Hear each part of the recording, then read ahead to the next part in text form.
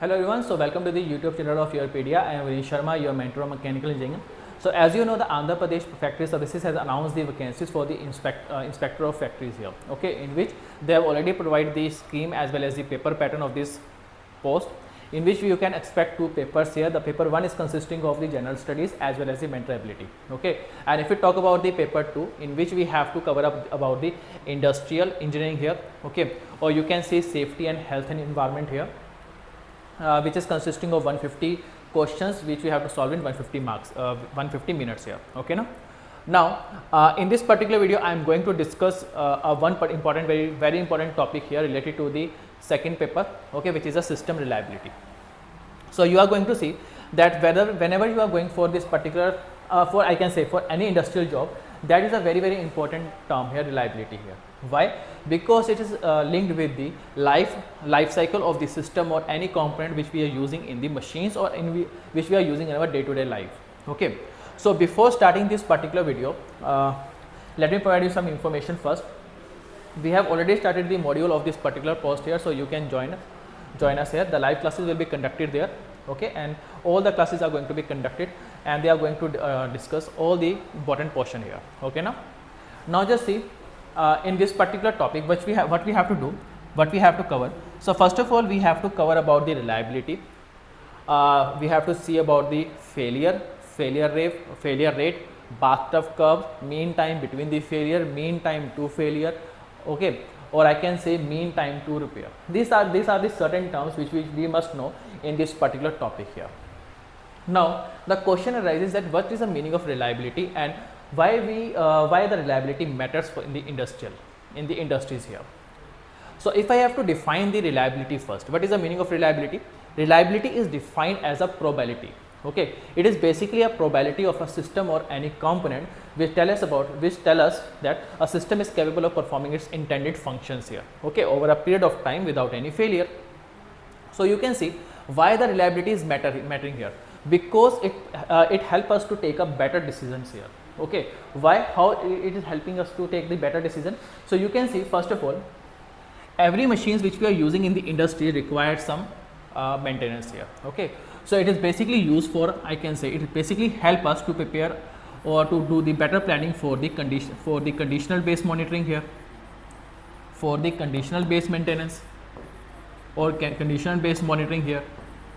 Second, if you know about the reliability here, you can do the better quality control. So it also help us to control the for doing the better planning in the quality control also, okay now. And if we talk about the third case, so it also help us in improving the design here, okay. So you are going to see the design improvement can also be made if you know the concept of reliability, because reliability is indirectly telling you about the life cycle of a product, okay. So by incorporating the design improvement in your system or in your machines, you are doing, you are extending the life cycle of a particular product here, okay now. And that is why we say that the reliability has a very so I can say it is basically creating a base for understanding the industrial operations here, okay. So that is the first thing you have to know. Now coming back to the next part here, now let us start with the failure. What is the meaning of failure first? So here you can see, if we talk about the failure, what is the meaning of failure first? Just simply see, a failure simply means that I can say it is defining an exact moment when a machine is stopping to perform its function here, okay. When an item stop performing its required function, then we say that the machine has been failed. So actually there are two terms which you must know. The first one is a failure and the second one is a fracture, okay. So there are two terms, although they seem to be very similar here, but they are having a difference between these two, okay. There may be a chance a machine has been failed, but it is not fractured here, okay. There may be a chance like this one, but when a machine is being fractured, then I can definitely say the machine has failed. So now you can say there is quite a difference between the word failure as well as the fracture here. So failure is defining an exact moment when an item stops doing what it's supposed to do, okay. Remember that part. So here you always want that the machine perform its intended function for a very large period of time before the failure here. Okay, let us take the example of a, I can say, propeller shaft which is being used in the automobile vehicles. So here you can see when a propeller shaft is operating, there may be a chance the fracture will take place. So as soon as the propeller shaft of an automobile engine get fractured, the entire automobile is going to get affected here. Okay, but here you can see the failure and fracture both has been done. Now let us assume that if you are having a simple propeller shaft and when it is rotating, it is not fractured here, but it starts wobbling. It starts wobbling. In that case, we can say the machine has failed, okay, but it is not fractured. So failure simply means the item stop performing its intended function here. Okay, that you have to understand. Now in this particular topic, you have to I can say you have to relate these particular words here with the mathematical functions. So generally the failure is considered as a random variable here. Why I am saying it is a random variable? Because the failure can take place at any time. It may take place at a time t equal to 0. It may take place at time after, let us say, 1 day, 2 day and so on, or after 1 year. So we may have a chance that the item may not get failed, okay, for a very long period of time, or there may be a chance the items get failed when we just start using the machine here at the starting here. Okay, there may be a chance. So here we can say it is often reasonably long, or I can say it is a very short also. Okay, now we have to remember that part. Now what are the different ways to classify the failure? Okay, generally the failures are classified in different ways, but there are some criteria to define the type of failures. Now we are going to see that what are the criteria here. So generally there are 4 specific dimensions which an engineer looks for the failure. Okay, first of all, just see, whenever we are studying the failure of any component here, we generally assume that at time t equal to 0 we have a failure free operation. Okay, as I have already told you that there may be a chance that whenever you start running a new component here, it may get failed. Okay, why it may get failed? Because it may have some designing defect. Okay, it may have some defective material used. So whenever you start using the machine, it gets failed here. But now here I am assuming that there is no failure taking place at time equal to t equal to 0. We have a failure free operating at times. Okay, we have a failure free operations here. So I can write that at the starting time, at the time t equal to 0, the item is going to be free of defects, as well as it is having a systematic, and they are going to have a systematic failures here. Okay, sorry, they are not going to have any systematic failures here. Now if you just see here, if I take this assumption, it is not like that the atom is not going to fail here. During a continuous usage of the machines here, there will be a wearing and tearing of the machine. Okay, due to the wearing and tearing, we can say the failure can take place. There may be a chance some defect is there inside the machine, due to which the item may get failed after some period of time. Let us say after 1 day, after 2 days, after 3 days and so on. Okay, na? So you have to know that. Now generally the engineer used 4 criteria to define the different types of failure. And what are the four criteria here? So here the criteria which we use are the mode, cause, effect and the mechanism. So there are the 4 criteria by which the or I can say there are the 4 mechanisms by which the engineer classify the failures here. Okay, now just understand the classification of the failure first. Here we have first criteria, that is mode. What is the meaning of mode here? First of all, see, mode simply tells you that what is a symptom. Okay, so you are looking for a symptom in that case, that what is exactly happening here, how the failure has been observed, that is representing the mode. Okay, for example, if you have if you just see I can say for the mechanical equipment or a mechanical failure, there may be a chance that we may have a crack. Okay, that crack in the machine or a crack in the component may get enlarged during the prolonged usage here, or it may finally lead to the failure, or there may be a case of seizure also. So that is defining a mode here, how a failure has been observed. Now coming back to the next part, here we have another classification which is being done on the cause. Cause simply tells you that what is the exact reason, behind the failure here. Okay, remember that part. What is the exact reason behind the failure? Why the failure has been happened? Now we can say there may be a intrinsic failure. Okay, intrinsic means there is some defect present inside the material here, or I can say the reason can be of extrinsic also. Extrinsic simply means that someone in the industries has mishandled the equipment here. Okay, the operator is not properly able to control the machine and it gets failed. That is the reason here. So that is the classification which is being done on the cause. So I can say according to the cause, the failure can be there due to the intrinsic reasons here, or there may be due to the extrinsic reason here. Okay, now intrinsic means that we are having some defect inside the part here. I can say there may be a weakness in the part.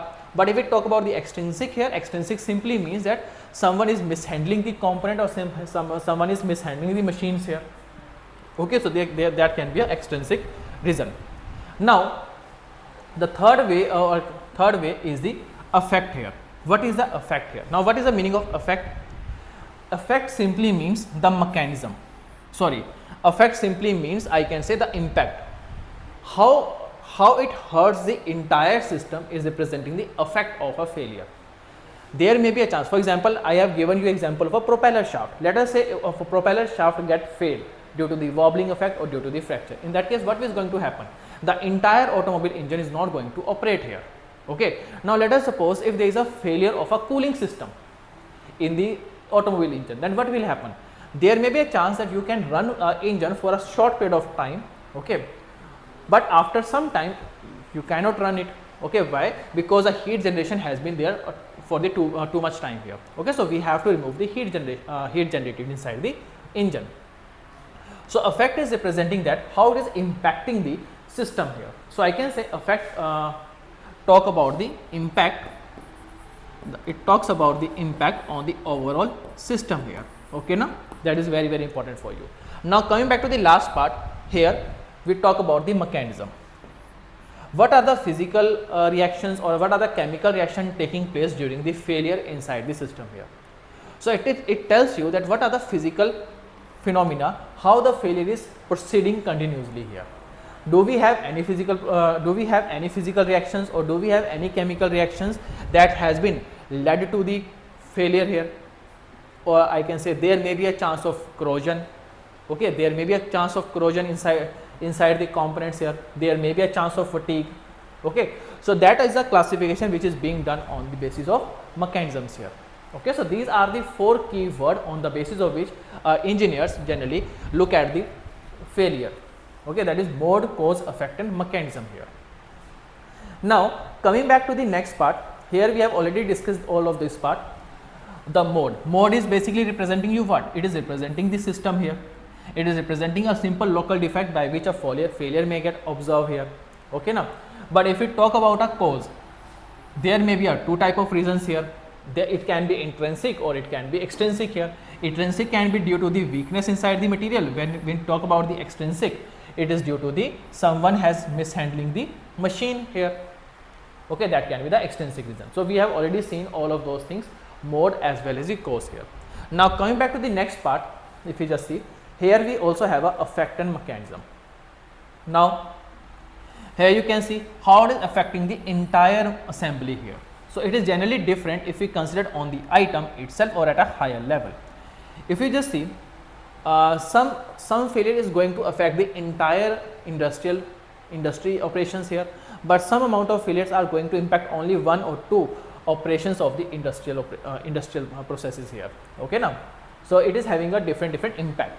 And when we talk about the mechanism, so there we check for the physical reasons, here we check for the chemical reasons which are resulting in the failure, like fatigue or I can say corrosion. So here you can write down the example, let us say fatigue or corrosion here.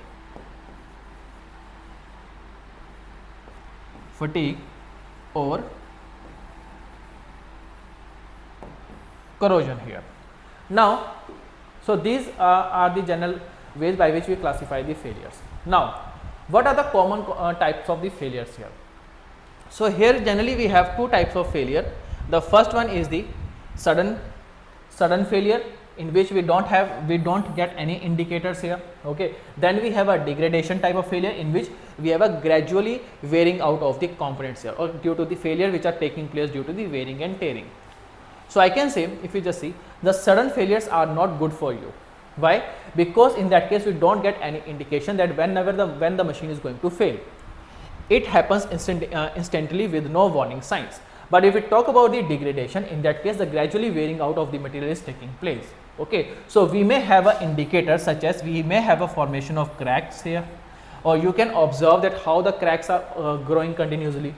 Okay, next, there may be a change in resistance here. For example, if we talk about the engines, like I have talked about the failure of a cooling system. In that case, you may observe the temperature rise of the engine is very, very large as compared to the case when the cooling system is working perfectly here.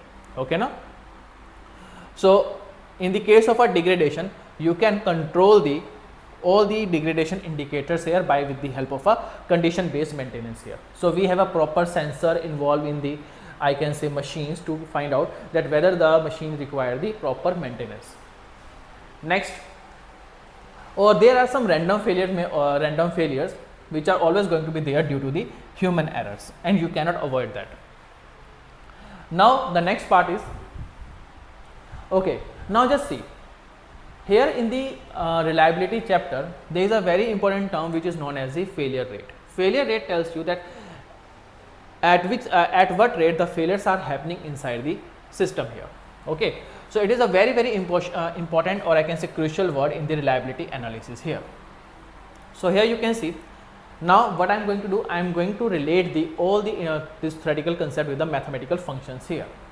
So in this case, what we are going to do, here you can see, if an identical independent item starts at time t equal to 0. So at time t equal to 0, we have already assumed that all the systems are the perfect here. Okay, there is no failure taking place at time t equal to 0.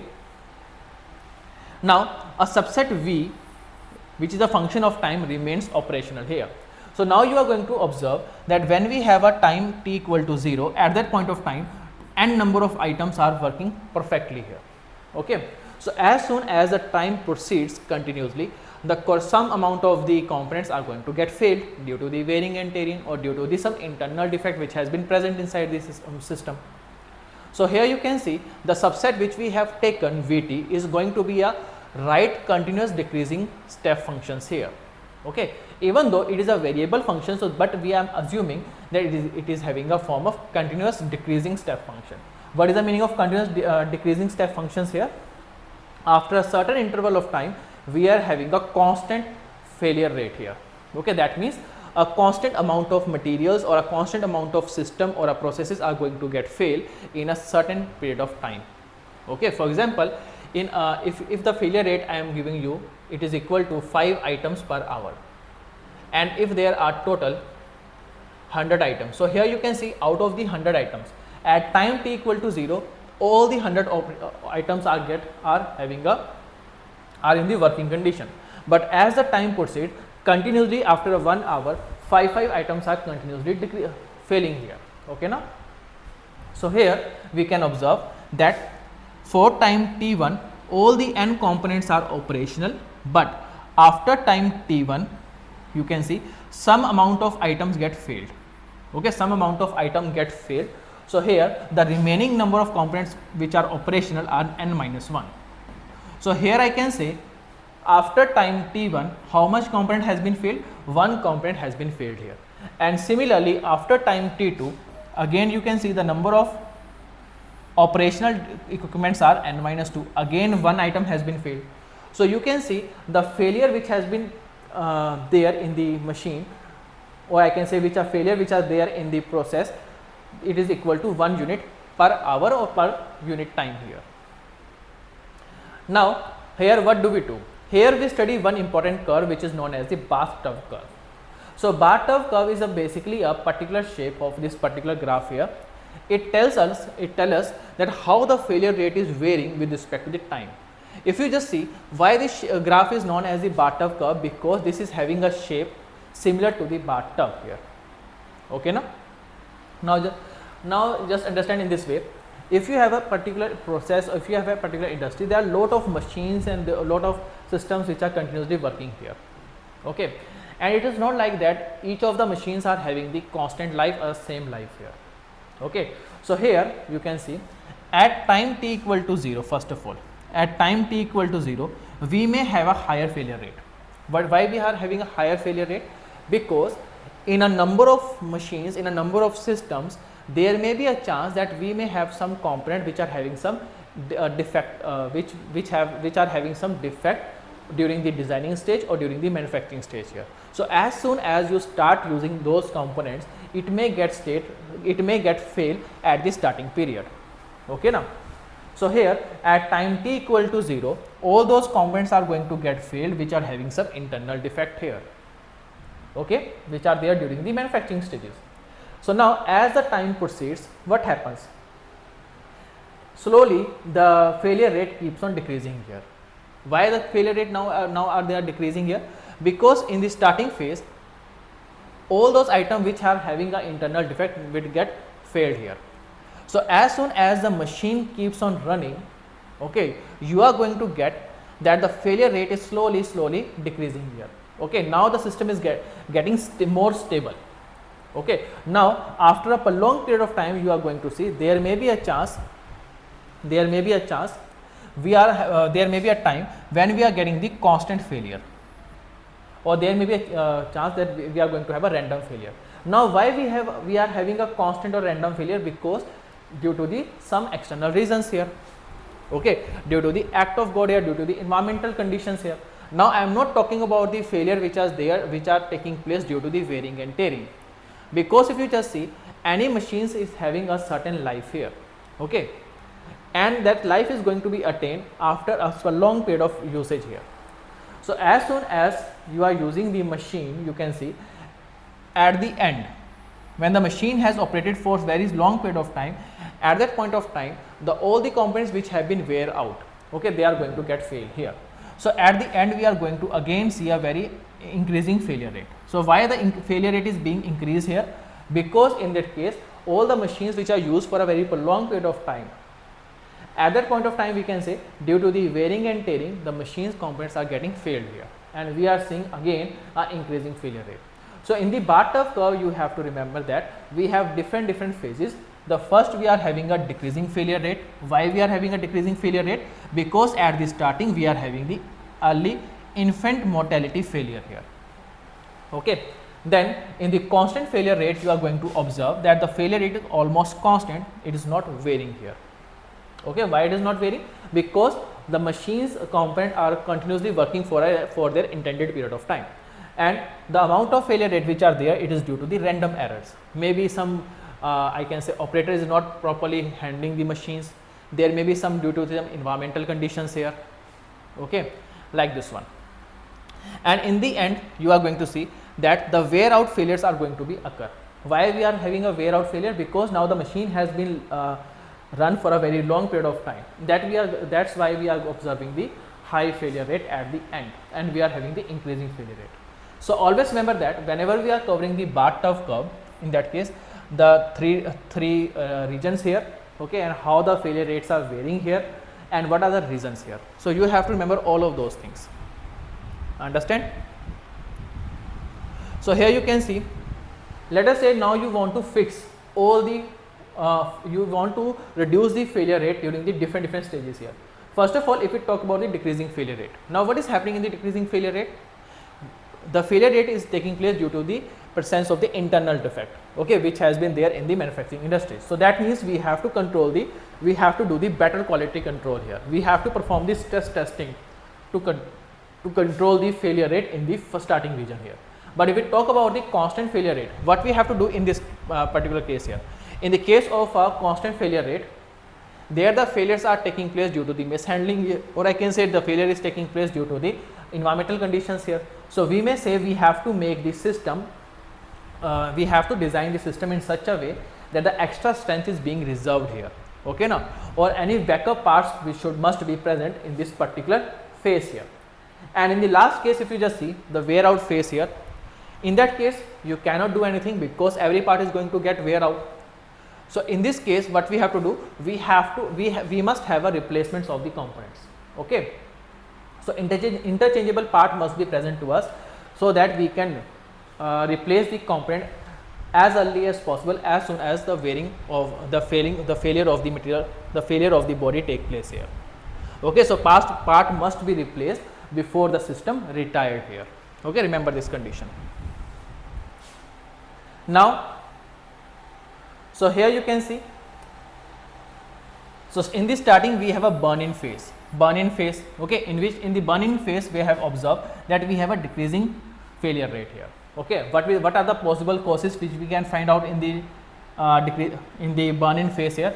That there are defect due to the manufacturing, assembly error may be there, part defect may be present here, or the quality control has been poor there. Okay. The proper quality inspection has not been done.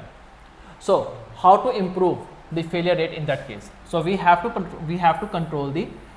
do the better quality control here. We have to do the burn-in testing properly. Stress testing must be properly done in the starting phase here. Okay. So that the I can say infant mortality rate can get reduced. During the useful life, you can see the failure rate has been constant here. Why? Because in this case the failure are taking place due to the environmental action, due to the random actions here, due to the human errors here. And how we can improve the failure rate in this case? Here we have what we have to do, we have to provide the excess strength, redundancy, and the design must be robust here. Okay na? And if we talk about the wear out phase here, in the case of wear out, we have a increasing failure rate here due to the corrosion and fatigue, and due to the aging here, aging of a component here. So in that case, what we have to do, we have to properly replace the parts here. That is a very required condition, so before the system get retired. Okay now. So these are some of the things which we have to we must know for under the reliability part here. Now let us move toward the next part. Let us see some MCQs related to the portion which we have covered right now. So in the first case, you can see in the first question what is given to us, which condition marks the occurrence of a failure here? Which condition marks the occurrence of the failure here? So here the options are: the moment a defect is manufactured into an atom. Okay. Does it mark the occurrence of a failure here? When an item stops performing its retired functions, when the operating time become a random variable only during the transient event at turn on here. So basically, which condition marks the occurrence of a failure? So whenever an item starts performing, whenever the item stops performing its required function, we may say the failure has been occurred here. Okay, so option number B, I can say it is going to be the correct one here. A moment a defect is manufactured into an item is not representing a failure here. Okay, we may have a sufficient amount of time to control the upcoming failure. Okay, so I can say the option number B is marking the exact condition of the failure here. Next question. In the next question, what is given to us? How is the mode of failure defined? The physical or a chemical process resulting in a failure, the impact the failure has on the higher level system, the symptom or local defect by which the failure is being observed here. So we have seen that 4 key words here by which an engineer looks for defining the failure here: mode, cause, effect, and mechanism here. Now what does the mode represents here? So mode is basically representing how it is happening here. So it is telling you about the symptoms or the local defects by which the failure has been observed inside the system. Okay, remember this condition. So option number C will be the correct answer in this case. Next part, which of these is a typical failure mode for the electronic component here? Do we have a brittle rupture? Do we have a seizure here? Do we have a fatigue, or do we have a drift here? In the case of electronic component, we are going to have a drift. Okay, we have an open, short, and drift here. But if we talk about the mechanical component, we may see a brittle rupture, seizure, or fatigue here. So out of these 4, option number D is going to be the typical failure mode inside for the electronic components here. Next question. What distinguishes a defect from a failure? So in this case, you can see failures are present at time t equal to 0, while defects appear over the time here. Defects are present at time t equal to 0, while failures appear over the time. defects are always extrinsic while failures are always intrinsic here. There is no functional difference between the two terms. Okay, now just see.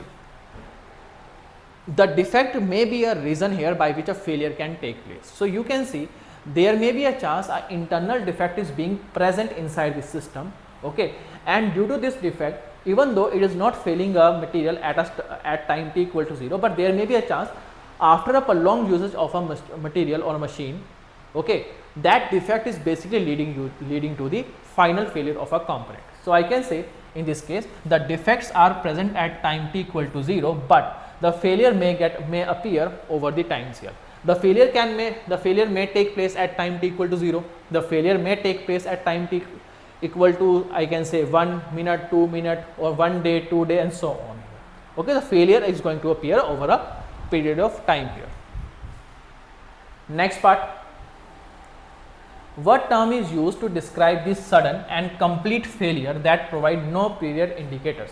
Degradation failure, that is a wrong one here. Cataleptic or catastrophic failure, systematic failure, or wear out failure. So here you can see that is a very simple part. Option number B is going to be the correct answer in this case. Okay, now next question. Which type of failure is being considered idle for the condition based maintenance here? Early failure caused by the transient event, sudden failure with no indicator, degradation failure with indicator like cracks, growth, or corrosions here, deterministic system failures here. So which type of failure is being considered idle here? So here you can see in the case of condition based maintenance, you are continuously monitoring the condition of a system here. So as long as if you find any deviation from the idle conditions here, you may get an indication that the system needs some improvement or system needs some maintenance here. Okay, so I can say the condition based maintenance is going to be considered idle under the case of degradation failure because it provides you an indicator like the crack growth or the corrosion. Okay, so option number C is going to be the correct answer here. Next part. In the study of the failure rate, how is the subset of operational items visually represented? As a smooth increasing bell curve, as a right continuous decreasing step function, as a linear horizontal line starting at n, as a strictly increasing random variable. So you know a subset operational items is being represented as a right continuous decreasing step functions here, because as you are continuously using the body here, what is going to happen? The failures are going to be happen due to the defects present, okay, or I can say due to the growth of the cracks here. So option number B is going to be the correct answer. Next part. What characterizes the first region of the bathtub curve? An increasing failure rate due to the aging, a constant failure rate due to the random chance, a decreasing failure rate due to the earlier failure of the infant mortality, a decreasing failure rate due to the infant mortality here. Okay, so option number C is going to be the correct answer in this case. Next part. Which phase of an item life cycle is associated with acts of God and the random loads here?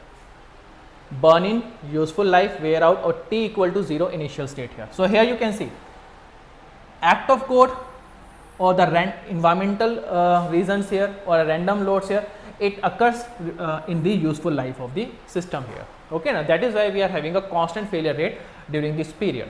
During the wear out phase, the aging of the component has been there. During the burn in phase, we may have an internal defect present due to which the failure rate is very, very high at the starting time. Okay. In the last, what is the recommended improvement action for the failure occurring in the burn in phase here? Implementing redundancy, using excess strength in design, highly accelerated stress screening, or better quality control, ignoring them as their deterministic defect here. If we talk about a burn in phase here, burn in is the first phase, okay, in which we are having a decreasing failure rate. So in that case, we know the failure is taking place due to the designing defect which is present in the industries here. Okay, so I can say in the industry, due to the poor quality controls, the internal defects are being present, okay, and which which show its effect whenever we start using the particular items here.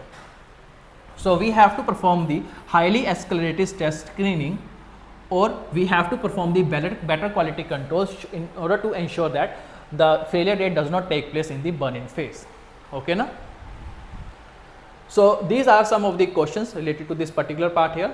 So you can see The topic which we have covered is very simple here. We just have seen the basics of the liability, how we have classified the failures, what is the meaning of failure rate, and how we represent the failure rate with respect to the time here. So that is a entire topic is going to be very simple for you. Okay. So that's it for today's videos here. Now in the upcoming videos we are going to see the remaining topics. So thank you very much.